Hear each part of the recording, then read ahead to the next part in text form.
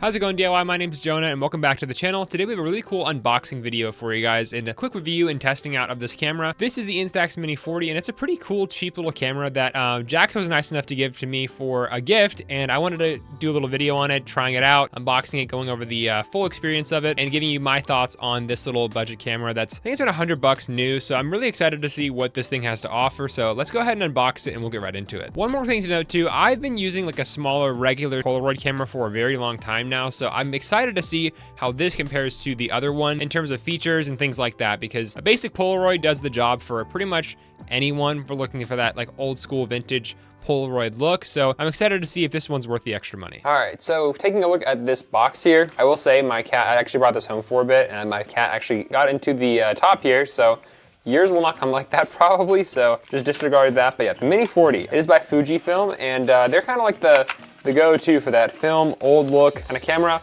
And again, this is a pretty cheap alternative to, you know, like a higher end like Instax Mini Evo. So packaging, I'm assuming, isn't gonna be anything too crazy, but the camera's right there. We're gonna go ahead and just dive into everything else that's in the box here. We'll just empty it out. Here is the user manual, user guide. So it tells you how to load the film and all that stuff.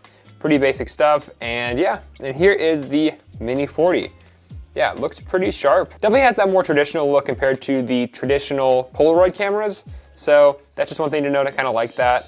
And then to open up the back here, you insert your film right there and latches into place. And then to actually open up the lens here, you just press this button down on the side here and yeah, opens right up. And it does have a actual cover too as well, so it keeps your lens nice and covered. Pretty basic looking Polaroid camera. I'm excited to see how this thing compares to a traditional Polaroid camera. So what you're gonna need is this little Instax Mini Polaroid stock set, and they come with I think like 8 to 10 shots. And this allows you to load it into the camera and take some cool pictures really fast, which is always great for those instant gratification people. When taking it out, you're also going to have one single one that you're gonna have to shoot through the camera to actually get things going. So first of all, you're gonna open this latch here, and then you're gonna take this, and then it'll tell you as well which side to do. So let's see here.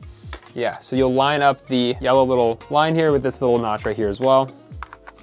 You just push it in, and it'll lock in place. And then from there, you're going to turn on the camera, open it up, and then you just gotta shoot through that one blank, and there it comes.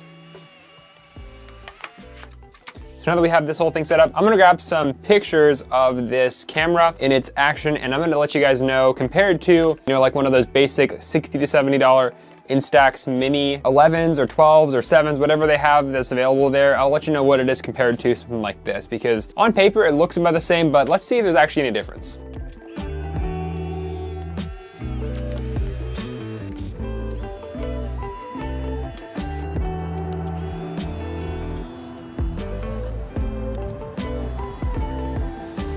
All right guys, and that's about 4 pictures on the Instax Mini 40, and I got a couple things that I wanted to go over about this camera here. So first of all, I think this is a pretty solid camera, especially if it's around the $100 price point. I did notice that the flash on this camera isn't always going to be flashing. I think it has those auto light detectors on the sides here, which you can kind of see. These 2 little buttons are going to determine if whether or not it's going to flash or not. So that's one thing to note. It does have little indicator there to show you about the how many shots are left on the Polaroid, so that's kind of cool. So I wanted to go over my full results for these pictures that I have here today for you guys. So first of all, we did the Toasty Bros sign, which you saw there first, and I wanted to say that it did a pretty good job, especially capturing the neon colored signs. A lot of the times I would expect this to be blown out, but it really did turn down the overall lighting of the actual image to capture the neon signs. So pretty much just straight black from what I can see, and then it actually caught the Toasty Bros neon sign, so that's pretty cool. Next up, we have Tyler. I wanted to try this out in like some medium light, so like some good amount of daylight along with like a darker subject in an area. So this one turned out pretty good. I will say the highlights are kind of blown out, which I actually do like. That's how I kind of prefer my editing style to be anyway. So this one turned out pretty good. But one thing I noticed here that you're gonna notice if you do end up buying any kind of Polaroid camera is when you look at a Polaroid film camera like this, you can see that the actual lens, it's gonna be a couple inches away from the actual viewfinder that you're gonna be looking through, which it is a pretty clear viewfinder, but you have to keep in mind that if you're coming really close to like some foreground or anything, that there's gonna be a lot of the times where this lens is actually capturing more of that foreground you're like pushing the camera up against compared to what you see in the viewfinder. So just keep that in mind. You can kind of see here, I didn't want too much foreground in this image and I wanted Tyler to be more center, but you can see here, there's a little more of the foreground than I wanted to in this picture, so just keep that in mind when you're shooting like these. That happens on pretty much any Polaroid film camera, so still a pretty good shot though, so I'm pretty happy with it, and I'll definitely be keeping it. Next up, I wanted to test the outside capabilities of this camera, and overall, did okay. You can kind of see here, this is the picture of my FX, and another thing, I actually tried overcompensating for that distance from the viewfinder with the lens, and I ended up getting it too far to the left, so that's just on me and my ability to take pictures, so I kind of messed up there a little bit, but it still turned out pretty good. Again, these Polaroids have very high contrast, so the sky's pretty bright. There's still some coloration on the top corners there, and then the darks are pretty much completely black, so this high contrast area can kind of pose difficulty sometimes with these cameras, so just keep that in mind.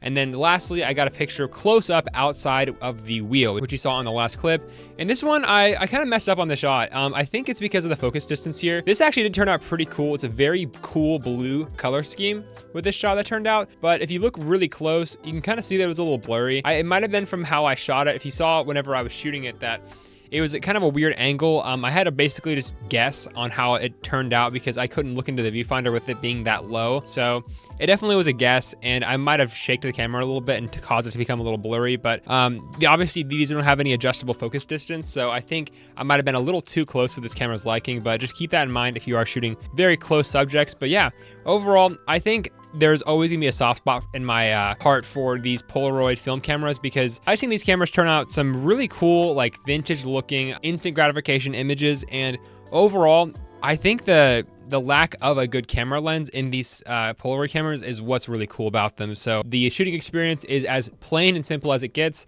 There's no adjustments on the camera lens or anything like that. You just press this button right here and then you click. It's that easy. So I think it's a great first camera if someone was looking just to capture moments and memories if they're going on trips and things like that. Like I've taken my old Polaroid camera plenty of places where I don't want to hunk around my A7 IV and just edit photos and stuff like that. These cameras make it so much easier to just kind of run around and have a fun time shooting photography without having to care too much. So that's kind of my 2 cents on this camera. It is a great pickup if you just want to get into something cheap and have a good time shooting film cameras because these are tons of fun. So I'll leave the link in the description down below if you want to check one out for yourself, or maybe get one for someone that is wanting one during the holiday season. I know it's coming up now, and I'm sure these guys will go on sale because these would make great gifts. So thanks for watching to the end if you all did, and we'll see you guys in the next one. Peace.